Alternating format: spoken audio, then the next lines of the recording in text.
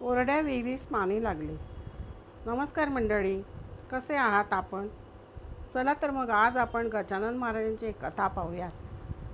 एकदा श्री गजानन महाराज शेगावकरांची नजर चुकून आडगावकडे निघाले. वाटेत अकोली गाव लागले. वैशाखाचा महिना होता. ऊन रणरणत होते. जमीन खूपच तापली होती आणि सावलीसाठी काही आजूबाजूला झाडं पण नव्हती. आणि भर उन्हात महाराज एकटे जपजप पावले टाकत चालले होते.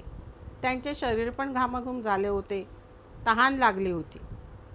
आणि त्यांना एका शेतामध्ये भास्कर नावाचा शेतकरी काम करताना दिसला. त्यांनी स्वतःला पिण्यापुरते घागरभर पाणी आणलेले होते. श्री महाराज भास्करजवळ जाऊन म्हणाले, शेतकरी दादा, मला फार तहान लागली आहे. मला थोडं पाणी देतोस का? नाही म्हणू नकोस. तहानलेल्या पाणी पाजणं हे पुण्याचं काम असतं. तुझे कल्याण होईल. यावर भास्कर खूपच संतापला. पाणी न देता तो शिव्या देत म्हणाला, अरे आंधळ्या पांगळ्यांना पाणी देतात. त्यांना पाणी पाजलं तर पुण्य लागतं. तू तर चांगला धडधाकट आहेस. तुझ्यासारख्या आळशाला कोण पाणी देईल? चल चालता हो इथून. श्री महाराजांच्या चेहऱ्यावर शांती अजिबात ढळली नाही. ते काहीच उत्तर न देता निघून गेले. शेताच्या बांधाजवळ एक कोरडी विहीर होती आणि ते त्या विहिरीकडे आले.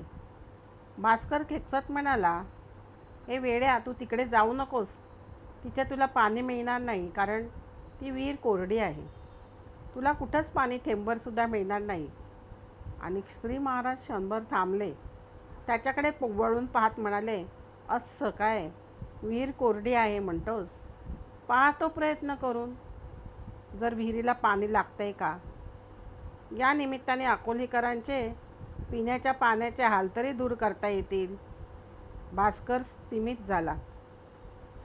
श्री महाराज कोरड्या विहिरीजवळ गेले आणि त्यांनी विहिरीत कृपादृष्टीने डोकावून पाहिले.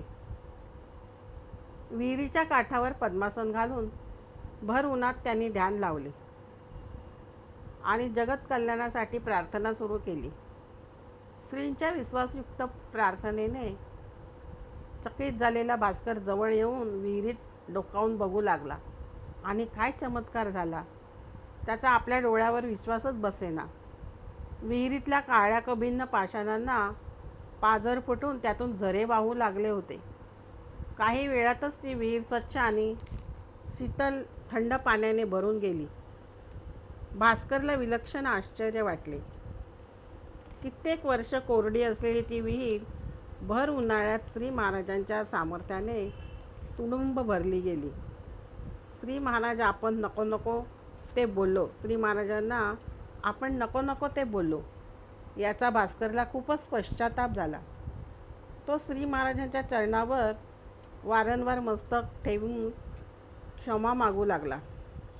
श्री महाराजांनी शांतपणे आपले नेत्र उघडले आणि म्हणाले, तुझ्यासाठीच तर या विहिरीला मी पाणी आणलंय. आता लाव बाग बगीचा, लाव शेती कर, आनंदात राहा. परोपकार मात्र विसरू नकोस. भास्करने हात जोडले आणि म्हणाला, मला महाराज मोहात गुंतवू नका. मी आपले सामर्थ्य ओळखलंय. आता मला तुम्ही दूर लोटू नका. माझी निश्चयरूपी विहीर इतकी दिवस कोरडी होती. आपल्या कृपादृष्टीने मी त्यात पाणी निर्माण झाले आहे. आता याच पाण्याने मी भक्तीचा मळा फुलवणार आहे. श्री महाराजांच्या सहवासाने भास्करचे मोठे हृदय परिवर्तन झाले. तो सन्मार्गाला लागला आणि महाराजांचा शिष्य बनला.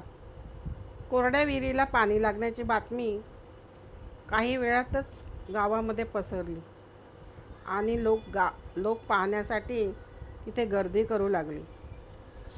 श्रींच्या दर्शनासाठी सगळेजण येऊ लागले.